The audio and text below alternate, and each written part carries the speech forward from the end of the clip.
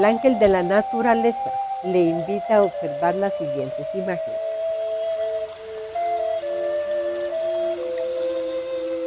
Vea usted esta imagen. Magnífica. La creación de Dios. Un espectáculo que es gratis.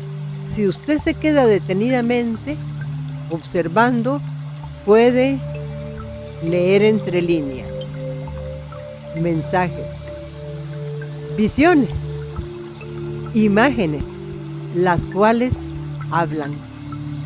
Es de dar gracias a Dios, a la vida, el poder tener frente a nosotros esta imagen poderosa del volcán. A veces protestamos porque no tenemos esto, porque no tenemos lo otro, y dejamos de ver, de apreciar y de agradecer un espectáculo como el que tenemos frente a nuestros ojos. Abramos nuestra mente, nuestro corazón y agradezcamos a Dios por la magnificencia de su creación. Recuérdense, la naturaleza nos ha sido dada, cuidémosla. Desde el Arca de las Pirámides, en el lago de Atitlán, muchas gracias y hasta la próxima.